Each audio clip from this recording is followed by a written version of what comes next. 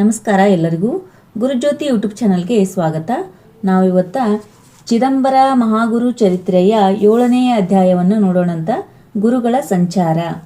ಶ್ರೀ ಚಿದಂಬರ ಕಂಗೇರಿ ತಟ ನಿವಾಸ ಸ್ಥಾನ ಸಚ್ಚಿದಾನಂದ ಘನಪ್ರಿಯ ರೂಪಾತ್ಮನೇ ನಮಃ. ಓಂ ಶ್ರೀ ಶಿವಚಿದಂಬರಾಯ ನಮಃ. ಸದ್ಗುರು ಚಿದಂಬರನೇ ಗುರು ಎಂಬ ಶಬ್ದದಲ್ಲಿಯ ಗಕಾರವು ಸಿದ್ಧಿಯನ್ನು ಕೊಡುವಂತಹದು, ರಕಾರವು ಪಾಪವನ್ನು ಸುಡುವಂತಹದು, ಊಕಾರವು ವಿಷ್ಣು ರೂಪವುಳ್ಳದ್ದು ಇರುವುದರಿಂದ ನಿನ್ನನ್ನಾಶ್ರಯಿಸಿದವರ ಪಾಪಕ್ಷಯವಾಗಿ ಸರ್ವರಿಷ್ಟಾರ್ಥ ಪೂರ್ಣವಾಗುವವು. ಸಾಧ್ವಿ ಲಕ್ಷ್ಮೀ ಮಾತಾ ಹಾಗೂ ಮಾರ್ತಾಂಡ ದೀಕ್ಷಿತರು ಮಕ್ಕಳು ಮೊಮ್ಮಕ್ಕಳು ಸೊಸೆಯರೊಂದಿಗೆ ಸಂತೋಷದಿಂದ ಕಾಲ ಕಳೆಯ ಹತ್ತಿದರು. ಮಾರ್ತಾಂಡ ದೀಕ್ಷಿತರಿಗೆ ಒಂದು ದಿನ ಇಷ್ಟಿ ಕಾರ್ಯ ಮಾಡುವುದಕ್ಕೆ ಬೆಣ್ಣೆ ಬೇಕಾಗಿತ್ತು. ಚಿದಂಬರನಿಗೆ ನೆರೆಹಳ್ಳಿಗೆ ಹೋಗಿ ಬೆಣ್ಣೆ ತಕ್ಕೊಂಡು ಬರಲು ಹೇಳಿದರು. ಮೊದಲೇ ಪತ್ನಿಯರಿಬ್ಬರು ತವರು ಮನೆಗೆ ಹೋಗಿದ್ದರಿಂದ ತಂದೆಯವರು ಅನುಷ್ಠಾನಕ್ಕೆ ಕುಳಿತುಕೊಂಡಿದ್ದರಿಂದ ಆ ದಿನ ಚಿದಂಬರನಿಗೆ ತಾಯಿಯೊಬ್ಬಳನ್ನೇ ಬಿಟ್ಟು ಹೋಗುವ ಮನಸ್ಸಿರಲಿಲ್ಲ. ತಂದೆಯ ಆಜ್ಞೆಯನ್ನೂ ಮೀರುವಂತಿರಲಿಲ್ಲ. ಅವರು ತಾಯಿಯ ಹತ್ತಿರ ಹೋಗಿ, ಅಮ್ಮ, ಈ ದಿನ ಯಾರೇ ಬಂದು ಏನಾದರೊಂದು ಪದಾರ್ಥ ಕೊಟ್ಟಲ್ಲಿ ಅದನ್ನು ತಕ್ಕೊಳ್ಳಬೇಡ ಎಂದು ಹೇಳಿ ಹೋದರು. ಇತ್ತ ಓರ್ವ ದುಷ್ಟ ಸ್ತ್ರೀಯಳು ವಿಷಲೇಪಿತವಾದ ಒಂದು ಪಡವಲಕಾಯಿಯನ್ನು ತಂದು, ಪಡವಲಕಾಯಿ ಬಹಳ ರುಚಿಯಿದೆ, ಪಲ್ಯ ಮಾಡಲು ಉಪಯೋಗಿಸಿರಿ ಎಂದು ಲಕ್ಷ್ಮೀ ಮಾತೆಯ ಕೈಯಲ್ಲಿ ಕೊಟ್ಟಳು. ಮಗನು ಹೇಳಿದ ಎಚ್ಚರಿಕೆಯ ಮಾತು ಮರೆತ ಲಕ್ಷ್ಮೀ ಮಾತೆಯು ಕಾಯಿಯನ್ನು ಪಲ್ಯ ಮಾಡಲು ಹೆಚ್ಚತೊಡಗಿದಂತೆಯೇ ಅದು ವಿಷಪೂರಿತವಾಗಿದ್ದರಿಂದ ನಂಜೇರಿ ತಕ್ಷಣವೇ ಲಕ್ಷ್ಮೀ ಮಾತೆಯು ನಿರ್ಗುಣ ರೂಪ ತಾಳಿದರು. ಚಿದಂಬರನಿಗೆ ಮಾತೃವಿಯೋಗ ತಡೆಯಲಾಗದೆ ತಂದೆಯನ್ನು ಕುರಿತು, ಅಪ್ಪ, ನಿಮ್ಮ ಆಜ್ಞೆಯಾದರೆ ಮಾತೆಯನ್ನು ಈಗಲೇ ಬದುಕಿಸುವೆ ಎಂದು ಹೇಳಿದರು. ಆಗ ದೀಕ್ಷಿತರು, ಚಿದಂಬರ, ನಿನ್ನ ಸಾಮರ್ಥ್ಯ ನಾ ಬಲ್ಲೆ, ಆದರೆ ಕಾಲ ನಿಯಮ ಮೀರಿ ಎಲ್ಲರನ್ನೂ ಬದುಕಿಸುತ್ತಾ ಹೋದರೆ ನೀನೇ ನಿರ್ಮಿಸಿದ ನಿಯಮ ಮುರಿದಂತಾಗುವುದಲ್ಲವೇ? ಈಗ ನಿನ್ನ ತಾಯಿಯನ್ನು ಸಜೀವಗೊಳಿಸಿದರೆ ನಾಳೆಯಿಂದ ನಮ್ಮ ಮನೆಯ ಮುಂದೆ ಶವಗಳ ರಾಶಿಯೇ ಬೀಳಬಹುದು. ಭಗವಂತನನ್ನೇ ಮಗನಾಗಿ ಪಡೆದು ನಿನ್ನ ಬಾಲಲೀಲೆ ವಿವಾಹ ನೋಡಿ ಆನಂದ ಪಡುವುದಲ್ಲದೆ ಸೊಸೆ ಮೊಮ್ಮಕ್ಕಳನ್ನು ಕಂಡು ಧನ್ಯಳಾಗಿ ಅವಳು ಸಂತೃಪ್ತಿಯಿಂದ ಈ ಜನ್ಮ ತ್ಯಜಿಸಿದ್ದಾಳೆ. ಆದ್ದರಿಂದ ಅವಳನ್ನು ಬದುಕಿಸುವ ಗೋಜಿಗೆ ಹೋಗದೆ ಪುತ್ರ ಧರ್ಮದಂತೆ ಅಂತ್ಯಕ್ರಿಯೆಗಳನ್ನು ಕಂಗೇರಿಯಲ್ಲಿಯೇ ನೆರವೇರಿಸು ಎಂದು ಹೇಳಿದರು. ತಂದೆಯ ಆಜ್ಞೆಯಂತೆ ಅಂತ್ಯಕ್ರಿಯೆ ನೆರವೇರಿಸಿ ಲಕ್ಷ್ಮೀ ಮಾತೆಯು ಸಮಾಧಿಸ್ಥರಾದ ಸ್ಥಳದಲ್ಲಿ ಪಾದುಕ ಸ್ಥಾಪಿಸಿದರು. ಚಿದಂಬರ ಮಹಾಸ್ವಾಮಿಗಳು ಮುಂದೆ 2 ವರ್ಷಗಳ ನಂತರ ಶಕೆ 1712ರಲ್ಲಿ ದಿವಾಕರ ಹಾಗೂ ಶಂಕರನ ಉಪನಯನ ಮಾಡಿದರು. ಮುಂದೆ ಶಕೆ 1715 ಪ್ರಮಾದಿ ಸಂವತ್ಸರ ಜ್ಯೇಷ್ಠ ವದ್ಯ ನವಮಿ ಪ್ರಾತಃಕಾಲ ಚಿದಂಬರನನ್ನು ಕರೆದು ಮಾರ್ತಾಂಡ ದೀಕ್ಷಿತರು, ಅಪ್ಪ ಚಿದಂಬರ, ಇವತ್ತು ನಾನು ನಿನ್ನ ಚರಣದಲ್ಲಿ ಆನಂದದಿಂದ ಪ್ರವೇಶ ಮಾಡುವೆನು. ಇವತ್ತಿನಿಂದ ನಿನ್ನ ಅವತಾರ ಪ್ರಕಟ ಮಾಡಿ ಲೋಕೋದ್ಧಾರ ಮಾಡು ಎಂದು ಹೇಳಿ ತಮ್ಮ 85ನೇ ವರ್ಷದಲ್ಲಿ ಪರಮೇಶ್ವರನಲ್ಲಿ ಲೀನರಾಗಿ ಕಂಗೇರಿಯಲ್ಲಿ ಸಮಾಧಿಸ್ಥರಾದರು. ಚಿದಂಬರ ದೀಕ್ಷಿತರು ತಂದೆಯ ಇಚ್ಛೆಯಂತೆಯೇ ತಾಯಿಯ ಸಮಾಧಿಸ್ಥರಾದ ಜಾಗದ ಹತ್ತಿರವೇ ಅವರ ಶರೀರಕ್ಕೆ ಅಗ್ನಿ ಸಂಸ್ಕಾರ ಮಾಡಿದರು. 3ನೇ ದಿವಸ ಚಿತಾಭಸ್ಮ ಬಳೆಯುವಾಗ ಬ್ರಹ್ಮ ವಿಷ್ಣು ಮಹೇಶ್ವರ ಕುರುಹಾಗಿ 3 ಔದುಂಬರ ಅಂಕುರಗಳು ಕಂಡವು. ಚಿದಂಬರ ದೀಕ್ಷಿತರಿಗೆ ಪರಮಾನಂದವಾಯಿತು. ಔದುಂಬರ ವೃಕ್ಷದಲ್ಲಿ ಬಲು ಪ್ರೇಮವುಳ್ಳವರಾದರು. ಅವು ಬೆಳೆದು ಒಂದೇ ವೃಕ್ಷವಾಗಿ ಇಂದಿಗೂ ಕಂಗೇರಿಯಲ್ಲಿ ಇದ್ದು ಭಕ್ತಿಯಿಂದ ಅವುಗಳನ್ನು ಪೂಜಿಸುವವರ ಮನೋಭಿಷ್ಟಗಳು ಪೂರ್ಣವಾಗುತ್ತಿರುವವು. ಅವುಗಳು ಚೆನ್ನಾಗಿ ಬೆಳೆಯುವಂತೆ ಕಾಳಜಿ ವಹಿಸಿ ಸುತ್ತಲೂ ಕಟ್ಟೆ ಹಾಗೂ ಗೋಡೆ ಕಟ್ಟಿಸಿ ಸಮಾಧಿ ನಿರ್ಮಿಸಿ ಮಾರ್ತಾಂಡ ದೀಕ್ಷಿತರ ಪಾದುಕ ಸ್ಥಾಪಿಸಿದರು. ತಂದೆಯವರ ವೈಕುಂಠ ಸಮಾರಾಧನೆ ದಿವಸ 400 ಜನ ಪ್ರಸಾದಕ್ಕೆ ಬಂದಿದ್ದರು. ಅಷ್ಟೇ ಜನಕ್ಕೆ ಸಾಕಾಗುವಷ್ಟು ಅಡಿಗೆ ಮಾಡಿಸಿದ್ದರು. ಎಲೆ ಹಾಕುವ ವೇಳೆಗೆ ಬೇರೆ ಕಡೆಯಿಂದ ಮತ್ತೆ 400 ಜನ ಬಂದರು. ಎಲ್ಲರಿಗೂ ಪ್ರಸಾದಕ್ಕೆ ಕುಕ್ಕುಡಿಸಿರಿ ಎಂದು ಚಿದಂಬರನು ಕಾಶಿನಾಥನಿಗೆ ಹೇಳಿದರು. ಅವನು ಗಾಬರಿಯಾದನು. ಆಗ ಅವನನ್ನು ಕರೆದು, ಗಾಬರಿಯಾಗಬೇಡ, ತಂದೆಯವರು ಹೋಗುವಾಗ ನನಗೆ ಅನ್ನಪೂರ್ಣೆಯನ್ನು ಕೊಟ್ಟು ಹೋಗಿರುವರು, ತೋರಿಸುವೆ ನಡೆ ಎಂದು ಪಾಕಶಾಲೆಗೆ ಹೋದರು. ಅಲ್ಲಿ ಕುಳಿತಿದ್ದ ವೃದ್ಧ ಸುವಾಸಿನಿ ರೂಪದ ಅನ್ನಪೂರ್ಣೆಯು ಎದ್ದು ನಿಂತು ದೀಕ್ಷಿತರಿಗೆ ನಮಸ್ಕರಿಸಿ ತನ್ನ ನಿಜ ರೂಪ ತೋರಿಸಿದಳು. ಎಲ್ಲರಿಗೂ ಬಡಿಸಿದರೂ ಪಾಕವು ಅಕ್ಷಯವಾಗಿಯೇ ಉಳಿದಿತ್ತು. ಈ ಚಮತ್ಕಾರ ಕಂಡು ಎಲ್ಲರಿಗೂ ಆಶ್ಚರ್ಯವಾಯಿತು. ಚಿದಂಬರ ದೀಕ್ಷಿತರ ಕೀರ್ತಿಯು ಎಲ್ಲೆಡೆ ಪಸರಿಸಹತ್ತಿತು. ಭಕ್ತರ ಸಂಖ್ಯೆ ದಿನೇ ದಿನೇ ಬೆಳೆಯತೊಡಗಿತು. ಅಂದಿನಿಂದ ಲೀಲೆಗಳು ಪ್ರಕಟವಾಗ ಹತ್ತಿ ಯಾತ್ರಿಕರು ಬರಹತ್ತಿದರು. ಮಾಂಡಲಿಕ ಅರಸರೆಲ್ಲರೂ ಚಿದಂಬರರ ಸೇವೆಗಾಗಿ ನಿಂತರು. ದರ್ಶನಕ್ಕೆ ಬಂದವರ ಕಾಮನೆಗಳು ತತ್ಕಾಲ ಪೂರ್ಣವಾಗ ಹತ್ತಿದವು. ಭಕ್ತರುದ್ಧಾರಕ್ಕಾಗಿ ಗುರುಗಳ ಸಂಚಾರ. ತಲ್ಲೂರು ದೇಸಾಯಿ ಎಂಬುವನ ಮುರುಗೋಡದಲ್ಲಿರುತ್ತಿದ್ದನು. ಅವನ ಹತ್ತಿರ ಲಿಂಗೋಪಂತ ಕುಲಕರ್ಣಿ ಎಂಬ ಸಾತ್ವಿಕ ಬ್ರಾಹ್ಮಣನು ಕಾರ್ಯಭಾರಿಯಾಗಿದ್ದನು. ಅವನು ದಿನಾಲೂ ಚಿದಂಬರ ಮಹಾಸ್ವಾಮಿಗಳ ದರ್ಶನ ತೆಗೆದುಕೊಳ್ಳದೆ ಅನ್ನ ಸೇವನೆ ಮಾಡುತ್ತಿರಲಿಲ್ಲ. ಲಿಂಗೋಪಂತನು ಸರಿ ಇದ್ದುದನ್ನು ಖಂಡ ತುಂಡವಾಗಿ ಹೇಳಿಬಿಡುತ್ತಿದ್ದನು. ಅವನು ವ್ಯಕ್ತಿನಿಷ್ಠನಾಗಿರದೆ ತತ್ವನಿಷ್ಠನಾಗಿದ್ದನ್ನು ದೇಸಾಯಿಯು ಲಿಂಗೋಪಂತನ ವಧೆ ಮಾಡಿಸಬೇಕೆಂದು ನಿರ್ಧರಿಸಿದನು. ಮಹಾಸ್ವಾಮಿಯು ಲಿಂಗೋಪಂತನಿಗೆ ಆ ದಿನ ದೇಸಾಯಿ ಹತ್ತಿರ ಹೋಗದಿರಲು ಹೇಳಿದರು. ಆದರೆ ಸ್ವಾಮಿಯ ಮಾತಿನ ಕಡೆ ಲಕ್ಷ್ಯ ಕೊಡದೆ ಅವನು ವಾಡೆಗೆ ಹೋದಾಗ ದೇಸಾಯಿಯು ತನ್ನ ಸೇವಕರಿಂದ ಅವನನ್ನು ಕೊಲೆ ಮಾಡಿಸಿದನು. ಶಾಸ್ತ್ರದಲ್ಲಿ ಹೇಳಿರುವಂತೆ ಬ್ರಹ್ಮ ಹತ್ಯೆಯಾದ ಊರಲ್ಲಿ 12 ವರ್ಷ ಬ್ರಹ್ಮಕರ್ಮ ಮಾಡಲು ಬರುವುದಿಲ್ಲವೆಂಬ ನೆಪ ಮಾಡಿ ಭಕ್ತರೋದ್ಧಾರ ಮಾಡಲು ಗುರುಗಳು ಸಂಚಾರ ಪ್ರಾರಂಭಿಸಿದರು. ಮುರುಗೋಡ ಬಿಟ್ಟು ದೇವಲಾಪುರಕ್ಕೆ ಬಂದು 2 ವರ್ಷ ಉಳಿದರು. ನಂತರ ಸವದತ್ತಿಯ ಶ್ರೀ ರೇಣುಕಾ ಕ್ಷೇತ್ರಕ್ಕೆ ಹೋಗಿ ಬರುವಾಗ ಮಲಪ್ರಭೆ ತೀರದ ಹನುಮಂತ ದೇವರ ದೇವಾಲಯದಲ್ಲಿ ಇಳಿದುಕೊಂಡಿದ್ದರು.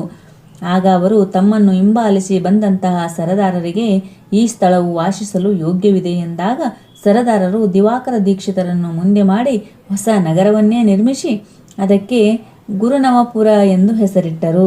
ಅಲ್ಲಿ ಮಹಾಸ್ವಾಮಿ ಕೆಲವೊಂದು ವರ್ಷ ವಾಸ ಮಾಡಿ ನಂತರ ಹುಬ್ಬಳ್ಳಿ, ಕುಸಗಲ್ಲು, ಕುಂದಗೋಳ, ಸಿರಹಟ್ಟಿ, ಸಂಗೊಳ್ಳಿ, ಚಬ್ಬಿ, ನವಲಗುಂದ, ಗೋಕಾಕ, ಕೊಲ್ಲಾಪುರ, ಪುಣೆ ಇತ್ಯಾದಿ ಊರುಗಳಿಗೆ ಸಂಚಾರ ಕೈಗೊಂಡು ಭಕ್ತರ ಉದ್ಧಾರ ಮಾಡಲು ಅನೇಕ ಲೀಲೆಗಳನ್ನು ತೋರಿದರು. ಗುರ್ಲ ಹೊಸೂರಿನಲ್ಲಿದ್ದಾಗಲೇ ಗುಪ್ತ ರೂಪದಿಂದ ಕಾಶಿ, ಗಯಾ, ನಾಸಿಕ ಇತ್ಯಾದಿ ಕ್ಷೇತ್ರ ಯಾತ್ರೆ ಮಾಡಿ ಅಲ್ಲಿನ ಭಕ್ತರನ್ನು ಸಂತೈಸಿದರು. ಕಾಶಿ, ಗಯಾ ಕ್ಷೇತ್ರಕ್ಕೆ ಹೋದಾಗ ಸತ್ಪಾತ್ರರಿಗೆ ದಾನ ಧರ್ಮ ಮಾಡಿ ಆ ಕಾಯಕ್ಕಾಗಿ ಕೈಗಡವಾಗಿ 1,10,000 ರೂಪಾಯಿ ಪುರೋಹಿತರಿಂದ ಪಡೆದಿದ್ದರು. ಇದನ್ನು ಮರಳಿ ಕೊಡಲು ಕೈಯಲ್ಲಿಯ ಗುಂಡಿಯಿಂದ 5 ಮುಷ್ಟಿ ಹಣ ಕೊಟ್ಟರು. ಆಗ 1,000 ರೂಪಾಯಿ ಕಡಿಮೆಯಾದವು. ಅದಕ್ಕಾಗಿ ತಮ್ಮ ಅಂಕಿತ ಹಾಕಿದ ಪತ್ರ ಬರೆದುಕೊಟ್ಟು ಗುರ್ಲ ಹೊಸೂರಿಗೆ ಬಂದು ಒಯ್ಯಲು ಹೇಳಿದರು. ಈ ಗುಪ್ತಯಾತ್ರೆ ಯಾರಿಗೂ ತಿಳಿದಿರಲಿಲ್ಲ. 4 ತಿಂಗಳಾದ ಮೇಲೆ ಗಯಾವಾಡರು ಬಂದು ಗುರುಗಳನ್ನು ಸಭೆಯಲ್ಲಿ ಭೇಟಿಯಾಗಿ ತಾವು ಸಾಲ ಕೊಟ್ಟ ಹಣ ಕೇಳಿದರು. ಆಗ ಅವರು ದಿವಾಕರನನ್ನು ಕರೆದು ಹಣ ಕೊಡಲು ತಿಳಿಸಿದಾಗ, ಅಪ್ಪ, ನೀವು ಎಲ್ಲಿಯೂ ಹೋಗಿಲ್ಲ, ಇಲ್ಲೇ ಇದ್ದೀರಿ. ಈ ಮನುಷ್ಯರು ಸುಳ್ಳು ಹೇಳುತ್ತಿದ್ದಾರೆ ಎಂದರು. ಆಗ ಗಯಾವಾಡರು ಸ್ವಾಮಿ ಅಂಕಿತ ಹಾಕಿದ ಪತ್ರ ತೋರಿಸಿದಾಗ ಎಲ್ಲರಿಗೂ ಆಶ್ಚರ್ಯವಾಗಿ ಗುರುಗಳ ಗುಪ್ತಯಾತ್ರೆ ಎಲ್ಲರಿಗೂ ತಿಳಿಯಿತು. ನಂತರ ದಿವಾಕರರು ಗಯಾವಾಡರಿಗೆ ಹಣ ಪಾವತಿಸಿ ವಸ್ತ್ರಾದಿಗಳನ್ನು ಕೊಟ್ಟು ಸತ್ಕರಿಸಿ ಕಳುಹಿಸಿದರು. ಗುರುಗಳ ಸಂಚಾರದಲ್ಲಿ ಸಂತ ಶ್ರೇಷ್ಠ ರಾಜಾರಾಮಂ, ವಿಠಾಬಾಯಿ, ಶಿವಶಾಸ್ತ್ರಿಗಳು, ನಾರಾಯಣ ಯತಿಗಳು, ರಾಮಚಂದ್ರ ಭೋಜೋ ದೇಶಪಾಂಡೆ ಇವರುಗಳು ಶಿಷ್ಯರಾಗಿ ವಾಗ್ಮಯ ರಚಿಸಿ ಚಿದಂಬರ ದಿಂಡಿ ಪ್ರಾರಂಭಿಸಿ ಅಷ್ಟದಿಕ್ಕಿಗೂ ಧರ್ಮ ಪ್ರಚಾರ ಕಾರ್ಯ ಕೈಗೊಂಡು ಜನರನ್ನು ಸನ್ಮಾರ್ಗಕ್ಕೆ ಹಚ್ಚಿದರು. ಕೊನೆಗೆ ಗುರುಗಳು ಸಂಚಾರ ಮುಗಿಸಿ ಪುನಃ ಶ್ರೀ ಕ್ಷೇತ್ರ ಕೆಂಗೇರಿ ಮುರುಗೋಡಕ್ಕೆ ಕಾಯಂ ವಾಸಿಸಲು ಪರಿವಾರ ಸಮೇತ ಬಂದರು. ಔದುಂಬರ ವೃಕ್ಷದಿಂದ ಸುವರ್ಣ ನಾಣ್ಯ ಸೊರಗಿದ್ದು ಶಕೆ 1732ರಲ್ಲಿ ಮಹಾಸ್ವಾಮಿಗಳು ಕಂಗೇರಿಯಲ್ಲಿ ಗಾಯತ್ರಿ ಪುರಶ್ಚರಣ, ಗಾಯತ್ರಿ ಮಹಾಯಾಗ, ವೈಶಾನರೇಷ್ಠಿ ಯಜ್ಞ ಆರಂಭಿಸಿದಾಗ ವೈದಿಕ ವೃಂದಕ್ಕೆ ದಕ್ಷಿಣೆ ಕೊಡಲು ಹಣದ ಅವಶ್ಯಕತೆ ಇದ್ದಾಗ ಗುರುಗಳು ಔದುಂಬರ ವೃಕ್ಷದಡಿ ಪಾತ್ರೆ ಇರಿಸಿ ಪ್ರಾರ್ಥಿಸಿದಾಗ ವೃಕ್ಷದಿಂದ ಸುವರ್ಣ ನಾಣ್ಯಗಳು ಸುರಿಯುವಂತಾಗುತ್ತವೆ. ಎಲ್ಲರಿಗೂ ಮುಷ್ಟಿ ಮುಷ್ಟಿ ಅವುಗಳನ್ನು ರಕ್ಷಣೆ ರೂಪದಲ್ಲಿ ನೀಡುತ್ತಾರೆ. ಈ ಯಜ್ಞದಲ್ಲಿ ಅಕ್ಕಲಕೋಟೆಯ ಶ್ರೀ ಸ್ವಾಮಿ ಸಮರ್ಥರು ಕೂಡ ಬಂದು 3 ತಿಂಗಳ ವಾಸ್ತವ್ಯ ಮಾಡಿ ಯಜ್ಞದಲ್ಲಿ ಘೃತಪಡಿಸುವ ಕೆಲಸ ನಿರ್ವಹಿಸುತ್ತಾರೆ. ಗುರು ಶಿಷ್ಯ ಪರಂಪರೆಯು ಮುಂದುವರಿಯಲು ಗಾಯತ್ರಿ ಪುನಶ್ಚರಣ, ವೈಶಾನಾರೆಷ್ಟಿ ಯಜ್ಞದ ಈ ಸಂದರ್ಭದಲ್ಲಿ ಮಹಾಸ್ವಾಮಿಯು ಗುರುಪೀಠ ಪ್ರಾರಂಭಿಸಿ ಸಂತ ರಾಜಾರಾಮಾದಿಗಳಿಗೆ ಪಂಚರತ್ನಗಳಾದ ನಿಜಾತ್ಮಬೋಧ, ಬ್ರಹ್ಮಾನಂದ ಲಹರಿ, ಅದ್ವೈತಾನಂದ ಸಾಗರ, ಗುರುಗಮ್ಯ ಠೇವ, ಸಹಸ್ರನಾಮಾವಳಿ ಬೋಧಿಸಿದರು. ಚಿದಂಬರನೇ ದತ್ತನು, ದತ್ತನೇ ಚಿದಂಬರನು. ಅದಕ್ಕೆಂದೇ 2 ಅವತಾರಗಳಲ್ಲಿ ಔದುಂಬರ ವೃಕ್ಷದ ಮಹತ್ವವನ್ನು ತೋರಿಸಿಕೊಟ್ಟಿದ್ದಾರೆ. ಕಂಗೇರಿಯಲ್ಲಿರುವ ಔದುಂಬರ ವೃಕ್ಷ ಕಲಿಯುಗದ ಕಲ್ಪವೃಕ್ಷವಾಗಿದೆ. ದೇವರಲ್ಲಿ ಭೇದ ಸಲ್ಲದು. ಯಾವುದೇ ದೇವತೆಗೆ ಸಲ್ಲಿಸಿದ ಪೂಜೆಯು ಪರಮಾತ್ಮನಿಗೇನೇ ಸಲ್ಲುತ್ತದೆ ಎಂದು ತಿಳಿಸುವ ಸಹದುದ್ದೇಶದಿಂದ ಕುಲದೇವತಾ ಪ್ರೀತ್ಯರ್ಥ ಸ್ವತಃ ಗುರುಗಳೇ ತಮ್ಮ ಹಸ್ತದಿಂದ ಈ ಶಿವಪಂಚಾಯತನ ಪ್ರತಿಷ್ಠಾಪಿಸಿದರು. ಈಶಾನ್ಯ ದಿಕ್ಕಿನಲ್ಲಿ ಗಂಗಾತೀರ್ಥ ತೆಗೆಸಿದರು. ಕಂಗೇರಿ ಮಹಾಕ್ಷೇತ್ರದ ಪರಿಪೂರ್ಣತೆಗಾಗಿ ಮತ್ತು ಮಹಾಗೌರಿ ಪ್ರಸನ್ನತೆಗಾಗಿ ಅಖಂಡ 4 ತಿಂಗಳು ಸ್ವತಃ ಅನುಷ್ಠಾನ ಆಚರಿಸಿದರು. ಆಗ ರಾಜಾರಾಮರು ನಗ್ನ ಶಸ್ತ್ರಧಾರಿಯಾಗಿ ಪಹರೆ ಮಾಡುತ್ತಿದ್ದರು. ಆಗ ದಣಿದ ಭಕ್ತರ ನಿದ್ರೆ ಪೂರ್ಣವಾಗಲು ಗುರುಗಳು ಸೂರ್ಯೋದಯ ತಡೆದು ರಾತ್ರಿ ಸಮಯ ಹೆಚ್ಚಿಸಿದರು. 7ನೆಯ ಅಧ್ಯಾಯ ಸಮಾಪ್ತವಾದುದು. ಶ್ರೀ ಚಿದಂಬರಾರ್ಪಣಮಸ್ತು. ಜೈ ಚಿದಂಬರ.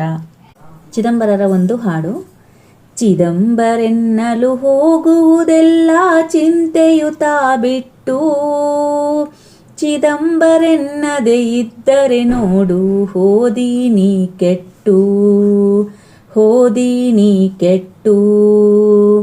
ಕಾಮ ಕ್ರೋಧವೆಂಬ ಕೆಟ್ಟ ಗುಣಗಳನ್ನು ಮೊದಲು ಆಚೆಗಟ್ಟು, ಕಾಮ ಕ್ರೋಧವೆಂಬ ಕೆಟ್ಟ ಗುಣಗಳನ್ನು ಮೊದಲು ಆಚೆಗಟ್ಟು.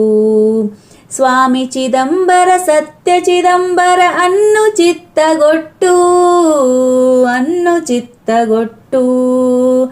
ನೇಮವ ತಪ್ಪಿ ನೀ ನಡೆಯಲು ಬೇಡ ಬಿದ್ದಿತು ಪೆಟ್ಟು, ಪ್ರೇಮದಿಂದ ನೀ ಪ್ರಾರ್ಥಿಸು ದೇವನ ಮೇಲೆ ಮನಸ್ಸು ಇಟ್ಟು, ದೇವನ ಮೇಲೆ ಮನಸ್ಸು ಇಟ್ಟು. ಚಿದಂಬರೆನ್ನಲು ಹೋಗುವುದೆಲ್ಲ ಚಿಂತೆಯುತ ಬಿಟ್ಟು, ಚಿದಂಬರೆನ್ನದೆ ಇದ್ದರೆ ನೋಡು ಹೋದೀನಿ ಕೆಟ್ಟು, ಹೋದೀನಿ ಕೆಟ್ಟು. ದೇವನೊಲಿಸುವ ನಿರ್ಧಾರದಲ್ಲಿ ನಿಲ್ಲು ಪಣವ ತೊಟ್ಟು, ದೇವನೊಲಿಸುವ ನಿರ್ಧಾರದಲ್ಲಿ ನಿಲ್ಲು ಪಣವ ತೊಟ್ಟು. ಸ್ವಾಮಿ ಚಿದಂಬರನ್ ಸಂಕಟಗಳನ್ನು ಸೈರಿಸು ಎದೆಗೊಟ್ಟು, ಸೈರಿಸು ಎದೆಗೊಟ್ಟು. ಬೇವು ಮುಂದೆ ಅದು ಬೆಲ್ಲವಾಗುವುದು ಬರೆದುಕೋ ಈ ಗುಟ್ಟು, ಭಾವಕ್ಕೆ ಮೆಚ್ಚಿ ಬರುವ ಚಿದಂಬರ ಆಗ ದಡವ ಮುಟ್ಟು, ಆಗ ದಡವ ಮುಟ್ಟು. ಚಿದಂಬರೆನ್ನಲು ಹೋಗುವುದೆಲ್ಲ ಚಿಂತೆಯುತ ಬಿಟ್ಟು, ಚಿದಂಬರೆನ್ನದೆ ಇದ್ದರೆ ನೋಡು ಹೋದೀನಿ ಕೆಟ್ಟು, ಹೋದೀನಿ ಕೆಟ್ಟು. ತಂದೆ ತಾಯಿಗಳ ಮೇಲೆ ಎಂದಿಗೂ ಮಾಡಬೇಡ ಸಿಟ್ಟು, ತಂದೆ ತಾಯಿಗಳ ಮೇಲೆ ಎಂದಿಗೂ ಮಾಡಬೇಡ ಸಿಟ್ಟು. ನೊಂದು ಅವರು ಒಂದು ಸಿರು ಹಾಕಲು ಹೋದೀನಿ ಸುಟ್ಟು, ಹೋದೀನಿ ಸುಟ್ಟು. ಬಂದ ಚಿದಂಬರನೆಂದು ಕುಣಿದು ನೀ ಚಪ್ಪಾಳೆಯ ತಟ್ಟು, ಬಂದ ಕಷ್ಟಗಳ ಹರಿದು ಹಾಕುವ ಅವನು ಹರುಷಪಟ್ಟು, ಅವನು ಹರುಷಪಟ್ಟು. ಚಿದಂಬರೆನ್ನಲು ಹೋಗುವುದೆಲ್ಲ ಚಿಂತೆಯುತ ಬಿಟ್ಟು, ಚಿದಂಬರೆನ್ನದೆ ಇದ್ದರೆ ನೋಡು ಹೋದೀನಿ ಕೆಟ್ಟು, ಹೋದೀನಿ ಕೆಟ್ಟು. ಇಷ್ಟೊತ್ತು ಕಥೆ ಹಾಗೂ ಹಾಡು ಕೇಳಿದ್ದಕ್ಕೆ ವಂದನೆಗಳು. ಏನಾದರೂ ತಪ್ಪಾಗಿದ್ದರೆ ದಯವಿಟ್ಟು ಕ್ಷಮೆ ಇರಲಿ.